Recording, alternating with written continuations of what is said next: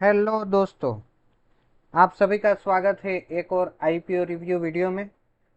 इस वीडियो में हम डिस्कस करेंगे डिफ्यूजन इंजीनियर्स लिमिटेड के आईपीओ के बारे में, जिसका आज दूसरा दिन खत्म हो चुका है। और हम अपनी प्रथा के हिसाब से दूसरे दिन ही किसी आईपीओ को रिव्यू करते हैं ताकि कुछ फ्रूटफुल इंफॉर्मेशन ऑलरेडी हमारे पास हो और उसके बेसिस पे हम एक्शन ले सकें।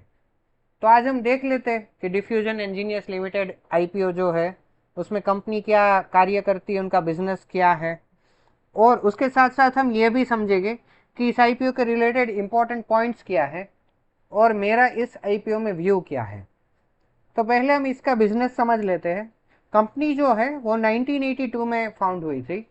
इनका जो मेन वर्क है वो है मैन्युफैक्चरिंग ऑफ वेल्डिंग कंज्यूमेबल्स। मतलब जो वेल्डिंग के कंज्यूमेबल, वेल्डिंग के जो साधन है उसमें जो जो चीज़ें यूज होती है उसके लिए ये मैन्युफैक्चरिंग का काम करते हैं।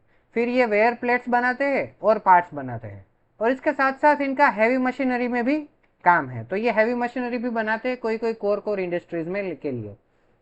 तो बेसिकली कोर मैकेनिकल कंपनी है जो वेल्डिंग कंज्यूमेबल और हैवी मशीनरी में ऑपरेट करती है। अगर हम बात करें हैवी मशीनरी में क्या करती है, तो हैवी मशीनरी में ये रिपेयरिंग और रिकंडीशनिंग का काम करती है। यानी कि इनको रिपेयर करते हैं या तो इनको थोड़ा इम्प्रूव करते हैं तो अच्छा बनाते हैं।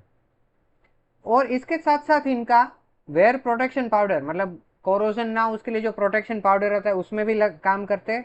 और वेल्डिंग और कटिंग मशीन आपने सुना ही होगा, वो बनाने में भी इनका काम है। इसके साथ साथ इनकी बहुत सारी जगहों पर फैसिलिटीज़ है।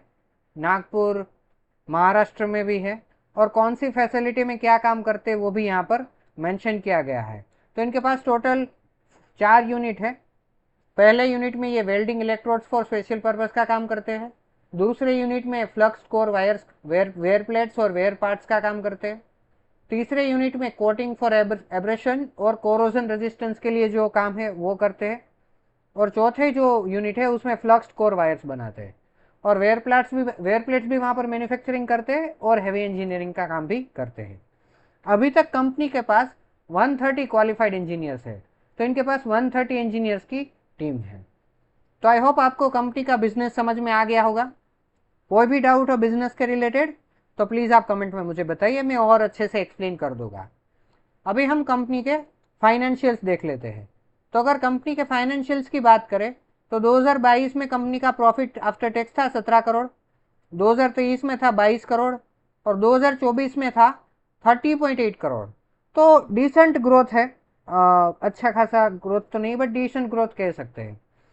कंपनी के अगर बोरोइंग्स की बात करें तो वो 2022 में थी 24.6, 2023 में 48.09 और 2024 में उन्होंने कम की है। तो ये एक अच्छी बात है कि इन्होंने बोरिंग कम करने पर ध्यान दिया है, जो कि होता है 34.44।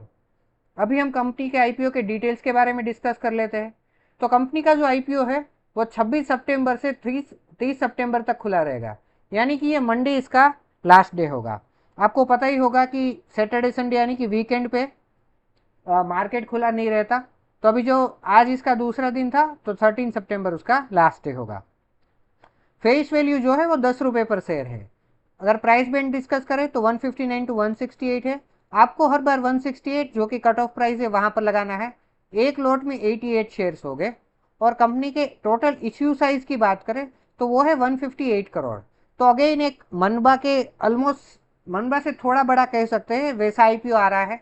Again kind of SME IPO जो एज ए मेन बोर्ड आ रहा है।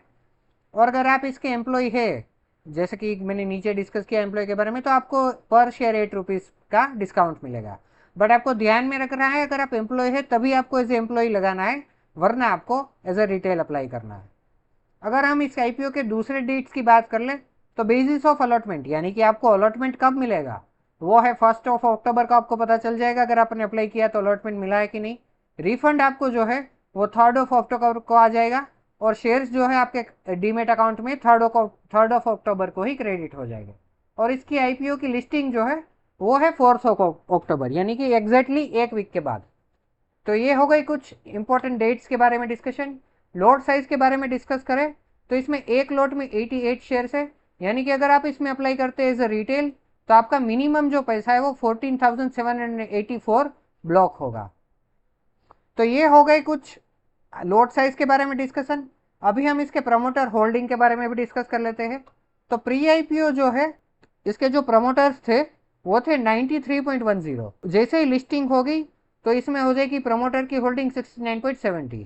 तो काफ़ी अच्छा खासा डाइल्यूशन यहाँ पर देखने को मिल रहा है। अभी हम इसके एंकर इन्वेस्टर्स को भी डिस्कस कर लेते हैं कि इसमें कौन कौन से इन्वेस्टर्स, जो एंकर इन्वेस्टर्स हैं, उन्होंने इंटरेस्ट दिखाया है। तो अगर एंकर इन्वेस्टर्स की बात करें तो मेनली एचडीएफसी म्यूचुअल फंड ने इंटरेस्ट दिखाया है, और सेंट कैपिटल फंड यहाँ पर एक मीडियम साइज नाम हम बोल सकते हैं, वो भी दिखा है। तो ये हो गए कुछ इनके एंकर इन्वेस्टर्स का डिस्कशन। एंकर इन्वेस्टर में कोई ऐसा कुछ तोड़ फोड़ नहीं है, वैसे कि आईपीओ ही छोटा है तो ये भी एक एक्सपेक्टेड है। तो ये हो गया इनके एंकर इन्वेस्टर्स का डिस्कशन। अभी हम इस आईपीओ के रिलेटेड कुछ इंपॉर्टेंट पॉइंट्स को डिस्कस कर लेते हैं। तो यहाँ पर हम डिफ्यूजन इंजीनियर्स आईपीओ के रिलेटेड कुछ इंपॉर्टेंट पॉइंट्स को डिस्कस करेंगे, जैसे कि उसका जीएमपी क्या है, इसमें आपको अप्लाई करना चाहिए या नहीं, और मेरा क्या व्यू है। ठीक है, तो पहले हम जीएमपी को डिस्कस कर लेते हैं। तो इसका जो जीएमपी है वो 50 से शुरू हुआ था, वहां से ये भागते भागते 77 गया था, और वहां से भी चढ़ के वो आया था 80, और वहां से भी भागता 90। तो आप यहाँ पर देख सकते कंटिन्यूस 50 से लेके 90 तक कंटिन्यूस बाइंग के चलते 90 तक जीएमपी गए थे। फिर अगर हम इसके लेटेस्ट जीएमपी यानी कि आज के दिन के जीएमपी की बात करें तो वो गिर के हो गए 55।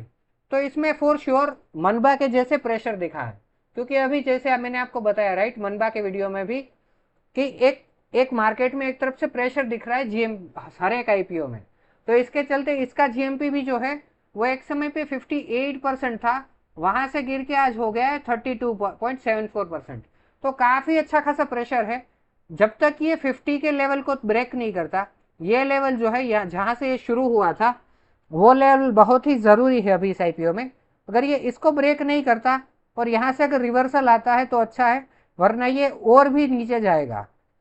तो ये हो गई इसके जीएमपी की डिस्कशन, और आपको इसका पर्सपेक्टिव भी समझ में आ गया कि ये जीएमपी कहाँ जा सकता है। अभी अभी हम डिस्कस कर लेते हैं कि आपको इसमें अप्लाई करना चाहिए या नहीं। तो अगर हम बात करें कि इसमें जो आईपीओ है, इसमें जो प्रेशर है वो तो आपको मैंने दिखाया है जीएमपी में यहाँ पर, और इसमें जो डिमांड है वो भी ड्राई अप हो रही है। अभी डिमांड क्यों ड्राई अप हो रही है? क्योंकि लोगों का पैसा जो है वो अलग अलग आईपीओ में डिस्ट्रीब्यूट होता जा रहा है, इस वजह से इसमें डिमांड जो है वो ड्राई अप होती जा रही है। इसमें जो अलॉटमेंट की बात करें तो अलॉटमेंट भी आपको बहुत ही टफ मिलने वाला है, क्योंकि आईपीओ की साइज बहुत ही छोटी है। तो इसमें मनबा के जैसे ही अलॉटमेंट चांसेस होने वाले हैं। अगर हम डे 2 के सब्सक्रिप्शन फिगर की बात करें, मैंने अभी के लिए इसमें रिटेल ही सब्सक्रिप्शन लिया है, फाइनल हम आखिरी दिन में देखेंगे। बट अगर हम रिटेल के सब्सक्रिप्शन फिगर भी देखें तो अभी से ही 1:38 चल रहा है, यानी कि एवरी 38 में से एक को मिलेगा, वो दिखा रहा है। तो ये है इनके अलॉटमेंट चांसेस। अभी हम देख लेते हैं कि मेरा क्या व्यू है। तो मैं पर्सनली ऐसा अभी के लिए ऐसा सोच रहा हूँ कि मैं इसको स्किप करूँगा। अगेन ये ना मुझे मनबा जैसी फीलिंग दे रहा है, मुझे सेम टू सेम मनबा के जैसा ही लग रहा है। तो मैंने मनबा को भी स्किप किया था, आप लोगों को बताया था अभी।